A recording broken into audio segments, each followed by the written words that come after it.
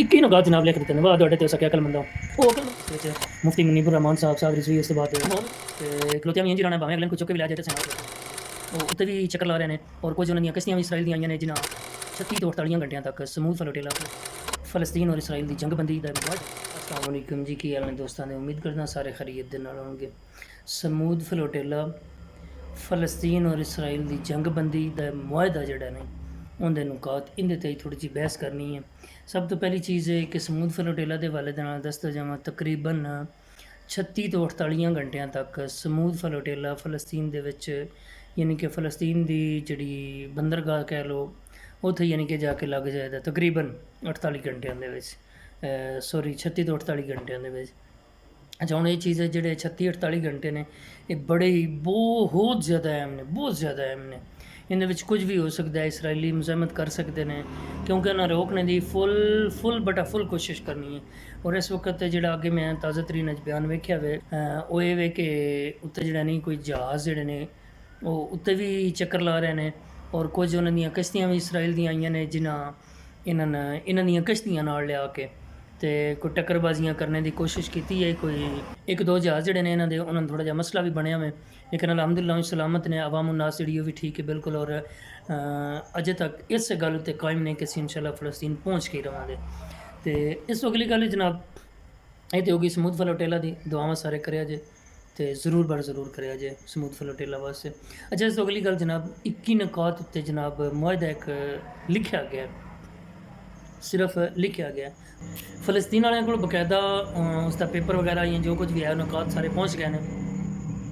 उन्होंने उत्ते की लाए अमल फलस्तीन कायम करता है और की इसराइल कायम करता है, क्योंकि इसराइल वाले ने भी कुछ नुकात उत्ते क्या भी किसा ने मंजूर नहीं है। लिखण वाला जिहड़ा वो भी डड है, तो जिहड़े बैठे सन उन्होंने अगे ही काम जिहड़ा नहीं हाई लैवल दे ने, क्योंकि इस्लामी ममालक बैठे सन जिन्हें अज तक तकरीबन 77-72 साल हो गए हैं फलस्तीन के मसले ने, उन्हें अज तक जनाब उनके उत्ते कोई मज़ामत नहीं की है। गल्लां बातां नाल असीं सारी दुनिया खलोते हैं उन्होंने जनाब उत्ते खलोते रहना है, तो खलोतिया भी इंज ही रहना है, भावें अगले कोई चुक के भी लै जाए तो असीं नाल खलोते हैं पक्के पीडे। अगले जो कुछ भी कोई आख जाए असीं उन्होंने नाल ही खलोते हैं। इस खलोने नालों बंदा चंगा हुंदा है, बंदा लम्मा पै जाए या अपना नस जाए। बहरहाल गल करनी है 21 नुकात जोड़े ने, 21 नुकात दे विच एक नुकता भी ऐसा नहीं है कि जिहड़ा फलस्तीन के हवाले दे नाल बेहतर होवे। फलस्तीन वास्ते एक नुकता भी बेहतर नहीं है। बाकी रह गई गल कि अवाम उन्नास की कह रही है, हुक्मरान साडे की कह रहे हैं, सोशल मीडिया और साडे टीवी चैनल जिहड़े ने की कह रहे हैं। साडे हुक्मरान जनाब सब तो पहली चीज़ है कि वही दस रहे कि असां बड़ा वड्डा मारका मारिया, असीं जनाब वो 21 नुकात जिहड़े नहीं उन्होंने उत्ते सहन कीते, बस असीं तुहाडे नाल हां, जिवें दिल है तुसीं कर छोड़ो। यार फलस्तीन का तो अगे तुसां कुछ नहीं करना, कम अज़ कम उन्होंने खिलाफ तो ना चलो। तो बाकी रह गई गल जनाब साढ़े माशाअल्लाह टीवी चैनल एक भी बंदे का पुत्र जिहड़ा नहीं वो नहीं बैठा जाता टोटल न्यूज़ उत्ते जनाब। अल्लाह भला करे। तो मैं कहना जो उन्होंने किसी लिख के देना या जो रुपये देने किसी तो बस वो ना करदे जाना। बाकी अल्लाह पाक मेहरबानी फरमावे तो अल्लाह खैर करे, अल्लाह पाक सब नूं हिदायत देवे। तो बाकी काफ़ी सारे पाकिस्तानियां ने जिस दे विच मुफ्ती मुनीबुर रहमान साहब रिजवी, उस तो बाद और भी कुछ उलमा ऐसे ने कि जिन्होंने इस जितने भी नुकात हैं सब नूं फलस्तीन वास्ते गज़ा वास्ते गैर जनबदार करार दे दिता है। लिहाजा हुकूमत इस उत्ते बड़ी बड़ी ब्रीफिंग कर रही है, बड़ी बड़ी गल्लां झाड़ रही है। साढ़े जितने भी वज़ीर मशीर ने माशाअल्लाह बड़ी आके तो ब्रीफिंग झाड़ रहे हैं कि हम बड़ा काम कर रहे हैं। लिहाजा अगर तुहाडे कोल कुछ नहीं हुंदा तो बेशक ना करो, लेकिन बंदे दा पुत्र बनो। तो कम अज़ कम गज़ा वास्ते जो भी आवाज़ उठानी है ना उदों आवाज़ भी दम लियाओ, तो बंदे दे पुत्रां आवाज़ उठाओ, ना कि फलस्तीन के खिलाफ गाड़ी आवाज़ जाए। तो उस तो अगली गल जनाब दो रियासती हल तकरीबन वज़रा जिहड़े ने वो इस उत्ते रौला पा रहे हैं कि दो रियासती हल जनाब असीं चाहते हैं। असीं जदों रियासत इसराइल नूं मनदे ही नहीं, फिर दूजी रियासत किहड़ी है जिंदा तुसीं दो रियासती हल पे करते हो। तो जे अगर तुसां मनना है तो कदई बाहर जाके उन्हें मनना है, दूजी रियासत नहीं मनना तो फिर बंदे दे पुत्रां इत्थे बह के आखो भाई एक ही रियासत है वो फलस्तीन है और असीं उन्हां दे नाल खड़े हैं। खड़े नहीं बल्कि चलना है उन्हां दे नाल, खलोते हैं तो असीं काफ़ी अरसे दे ना माशाअल्लाह खलोते हैं। तो हुण इंशा के सन जंग भी लग गई होनी है, हुण सन चलाउण वास्ते भी कोई करना पौना। बहरहाल अल्लाह माफ़ी देवे तो अल्लाह खैर करे। ये आन गल्लां बातां ते नुकात जिन्हां दी मैं मुख्तसर जी आहो की है समझदार आ गई होनी है। ਤੇ ਬਾਕੀ ਰਹਿ ਗਈ ਗੱਲ ਸਮੂਦ ਫਲੋਟੇਲਾ, ਮੈਂ ਅੱਗੇ ਵੀ ਗੱਲ ਕੀਤੀ ਹੈ ਤੇ ਬਿਲਕੁਲ ਨੇੜੇ ਪੜ ਗਿਆ। ਸਾਰੇ ਲੋਕ ਸਾਰੇ ਦੋਸਤ ਅਹਿਬਾਬ ਉਹਨਾਂ ਵਾਸਤੇ ਦੁਆ ਕਰੋ, ਅੱਲਾਹ ਪਾਕ ਉਹਨਾਂ ਨੂੰ ਸਲਾਮਤ ਦੇ ਨਾਲ ਖੈਰੀਅਤ ਦੇ ਨਾਲ ਤੋੜ ਪਹੁੰਚਾਏ। ਤੇ 21 ਨੁਕਾਤ ਦੇ ਵਿੱਚੋਂ ਅਜੇ ਤੱਕ ਜਿਹੜੇ ਮੁਜ਼ਾਮਤ ਦੇ ਕੋਲ ਯਾਨੀ ਕਿ ਗਜ਼ਾ ਦੇ ਕੋਲ ਗੱਲਬਾत पहुंची है, उन्होंने भी ये किया वे कि असा इन पढ़ने वास्ते असा इन हाल वास्ते 10 ਦਿਹਾੜੇ भी लग सकते हैं तो महीना भी लग सकता है, क्योंकि ਜਿਹੜੇ ਅੱਗੇ ਉਹਨਾਂ ਨਾਲ ਮਾਮਲਾਤ ਕੀਤੇ ਨਾ ਦੋਹਾ ਦੇ ਵਿੱਚ ਕਤਰ ਦੇ ਵਿੱਚ ਉਹਨਾਂ ਨੂੰ ਮਜ਼ਾਇਲ ਮਾਰੇ ਨਾ, ਉਹ ਕਹਿੰਦੇ ਕਿ ਅਸੀਂ ਹੁਣ ਲੁਕ ਛੁਪ ਕੇ ਰਹਿੰਦੇ ਹਾਂ ਪਏ, ਸਾਨੂੰ ਇੱਕ ਦੂਜੇ ਨਾਲ ਮੁਲਾਕਾਤ ਕਰਨ ਵਾਸਤੇ ਜਾਂ ਇੱਕ ਦੂਜੇ ਨੂੰ ਦੱਸਣ ਵਾਸਤੇ ਕਾਫੀ ਟਾਈਮ ਲੱਗੇਗਾ। ਫਿਰ ਉਸ ਤੋਂ ਬਾਅਦ ਜਾ ਕੇ ਤੇ ਅਸੀਂ ਇਹਦਾ ਜਵਾਬ ਦੇਵਾਂਗੇ, ਰਿਪਲਾਈ ਦੇਵਾਂਗੇ।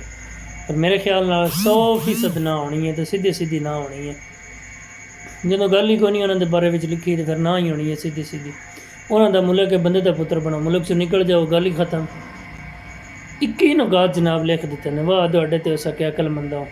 ਉਹ ਅਕਲਮੰਦੀ ਤੋਂ ਯਾਰ ਗੱਲ ਯਾਦ ਆਈ ਹੈ ਕਿ ਇੱਕ ਮੈਂ ਨਾ ਪਿੱਛੇ ਜਿਹਾ ਵਾਕਿਆ ਪੜ੍ਹਿਆ ਸੀ ਕਿ ਇੱਕ ਸਿੱਖ ਆਈ ਤੇ ਉਹ ਬਿਲਕੁਲ ਚਿੱਟਾ ਅਨਪੜ੍ਹ ਸੀ। ਉਹਦਾ ਜਨਾਬ ਕੋਈ ਕਾਰਨਾਮਾ ਕਿਸੇ ਵੇਖਿਆ, ਅੰਗਰੇਜ਼ ਨੇ ਵੇਖਿਆ ਜਾਂ ਉਹਨਾਂ ਦੇ ਮੁਲਕ ਨੇ ਵੇਖਿਆ ਤੇ ਉਹਨਾਂ ਨੇ ਜਨਾਬ ਚੀਫ ਜਸਟਿਸ ਲਾ ਦਿੱਤਾ। ਉਸ ਆਖਿਆ ਮੈਂ ਕਰਨਾ ਕੀ, ਉਹਨਾਂ ਆਖਿਆ ਤੂੰ ਹੁਕਮਨਾਮੇ ਜਾਰੀ ਕਰਨੇ ਨੇ। ਅੱਛਾ ਹੁਣ ਅਨਪੜ੍ਹ ਆਈ, ਉਸਨੂੰ ਤਾਂ ਪਤਾ ਕੋਈ ਨਹੀਂ, ਪੜ੍ਹਿਆ ਲਿਖਿਆ ਹੀ ਕੋਈ ਨਾ। ਬਹਿ ਗਿਆ, ਬਾਣੇ ਤੋਂ ਬਾਅਦ ਉਹਦੇ ਕੋਲ ਆਇਆ ਫੈਸਲਾ ਜਨਾਬ ਕਿ ਚੋਰੀ ਦਾ ਆ ਗਿਆ ਮੁਕੱਦਮਾ। ਉਹਨੇ ਕਿਹਾ ਜੇ ਬੁਲਾਓ ਆ ਗਿਆ ਚੋਰ ਸ਼ੋਰ, ਵਕੀਲ ਹਜ਼ਰਾਤ ਜਿਹੜੇ ਨੇ ਚੋਰੀ ਦੇ ਬਾਰੇ 'ਚ ਬੋਲਣ ਲੱਗ ਪਏ। ਹੁਣ ਉਹ ਜਿਹਨੇ ਚੋਰੀ ਕੀਤੀ ਆਈ ਉਹਨੇ ਸਿੱਖ ਨੇ ਆਖਿਆ ਜੀ ਇਹਨੂੰ ਸਜ਼ਾ ਦਿੱਤੀ ਜਾਵੇ।